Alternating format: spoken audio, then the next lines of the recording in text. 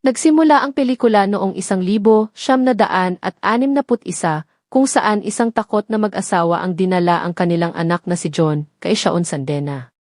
Sinabi ni John na may naririnig siyang boses na lalong lumalakas. Ipinaliwanag ng ina ni John na nagnakaw ang bata ng isang pilak na kwintas mula sa karwahe ng mga gypsy. Sinubukan nilang ibalik ito, ngunit hindi na ito tinanggap ng mga gypsy. Sa loob ng bahay, nakakita si John ng maraming demonyong kamay na papunta sa kanya. Habang nagdarasal si Shaun para tulungan ang bata, biglang pumasok ang demonyo at nanggulo. Inihagis si John mula sa balkonahe, at sa pagbagsak niya, bumukas ang lupa at hinila siya ng mga kamay mula sa impyerno. Nangako si Shaun na kakaharapin niya ang demonyong ito balang araw. Sa kasalukuyan, makikilala natin si Christine Brown, isang loan officer sa bangko na masigasig sa kanyang trabaho.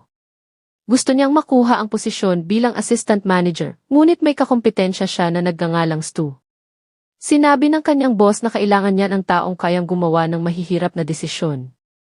Samantala, nakipagkita si Christine sa kanyang boyfriend na si Clay at binigyan ito ng isang antigong barya na nahanap niya sa bangko. Narinig ni Christine ang tawag ng ina ni Clay na nagsasabing gusto nito ng babaeng may mataas na pamantayan para sa anak, kaya lalong naging porsigido si Christine na makuha ang promosyon. Sa bangko, isang matandang babae na nagngangalang Sylvia Ganush ang lumapit kay Christine. Nagmakaawa siya para sa extension ng kanyang loan dahil mawawalan siya ng tirahan. Bagamat naawa si Christine, pinili niyang tanggihan ang hiling nito para mapatunayan sa kanyang boss na kaya niyang maging matigas. Dahil dito, lumuhod si A.S. Ganush sa paanan ni Christine na naging sanhi ng kahihiyan sa harap ng maraming tao. Pinalabas ng mga gwardya ang matanda habang pinuri naman ng boss si Christine sa kanyang tamang desisyon. Pagkatapos ng trabaho, inabangan ni Mrs. Ganush si Christine sa parking lot. Nagkaroon ng marahas na bakbakan sa loob ng sasakyan. Sa huli, nakuha ni Mrs. Ganush ang isang butons mula sa coat ni Christine. Binigkas niya ang isang sumpa sa butons at ibinalik ito kay Christine, sabay sabing, darating ang oras na magmamakaawa ka rin sa harap ko tulad ng ginawa mo. Pagkatapos nito, nawalan ng malay si Christine. Dahil sa takot at mga kakaibang naririnig, pumunta si Christine sa isang fortune teller na si Rham Jas. Sa paghawak pa lang sa kamay ni Christine, natakot na ang lalaki at ibinalik ang pera nito. Sinabi niya na may gumawa ng itim na mahika kay Christine. Ipinaliwanag niya na ang demonyong humahabol sa kanya ay si Lamia, isang babaeng demonyo na pahihirapan ang biktima sa loob ng 3 araw bago kunin ang kaluluwa nito sa impyerno. Nagsimulang makarana si Christine ng mga nakakatakot na pangitain. Mula sa mga gamit sa kusina na lumulutang hanggang sa mga marahas na pagsampal ng hindi nakikitang nilalang. Napanaginipan niyang nilalagyan ni Mrs. Ganush ng maraming insekto ang kanyang bibig. Sa opisina, nakita niyang naging kamay ni Mrs. Ganush ang kamay ni Stu at biglang nagdugo ang kanyang ilong. Nalaman ni Christine na patay na si Mrs. Ganush nang bisitahin niya ang bahay nito para humingi ng tawad.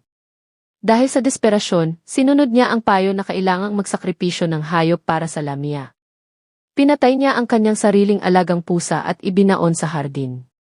Sa kabila ng sakripisyo, hindi natigil ang mga pagpapakita. Sa isang hapunan kasama ang mga magulang ni Clay, naging kahiya-hiya si Christine dahil sa mga kakaibang kilos at sa boses na siya lang ang nakakarinig. Dahil dito, nagbayad si Clay ng $10,000 kay Rham Jas para sa isang scenes kasama si Shaun Sandena, ang matandang babae mula sa simula ng pelikula.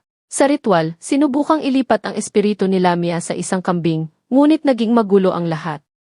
Nasapian ang assistant ni Shaun, at sa huli, namatay si Shaun dahil sa sobrang pagkaubos ng enerhiya.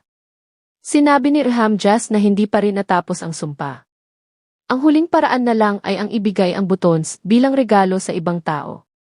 Kung sino ang huling may hawak ng butons, siya ang kukunin ni Lamia. Binalak ni Christine na ibigay ang butons kay Stu bilang ganti, pero hindi niya ito nagawa dahil sa konsensya. Naisip niya na maaari niyang ibigay ang buton sa isang patay na tao. Pumunta siya sa sementeryo sa gitna ng bagyo, hinukay ang bangkay ni Mrs. Ganush, at isinubo ang sobre na naglalaman ng butones sa bibig ng matanda. Dito ay akala niya ay tapos na ang lahat. Kinabukasan, masayang pumunta si Christine sa istasyon ng tren para makipagkita kay Clay para sa kanilang bakasyon. Balak siyang alukin ni Clay ng kasal. Ngunit bago mangyari iyon, inilabas ni Clay ang isang sobre mula sa kanyang bulsa. Sinabi niya na naiwan ito ni Christine sa kanyang kotse noong isang gabi. Dito na nangyari ang pinakanakakatakot na twist, nagkapalit ang mga sobre. Ang sobreng ibinao ni Christine sa bangkay ni Mrs. Ganush ay naglalaman pala ng antigong barya ni Clay. Ang sobreng hawak ni Clay ay ang naglalaman ng maisumpang butons. Sa sobrang takot, napaatras si Christine at nahulog sa riles ng tren. Habang paparating ang tren, bumukas ang lupa at lumabas ang mga kamay ng demonyo. Hinila si Christine pababa sa impyerno, habang si Clay ay nanatiling nakatayo, umiiyak, at tanging ang butons na lang ang naiwan sa kanyang mga kamay.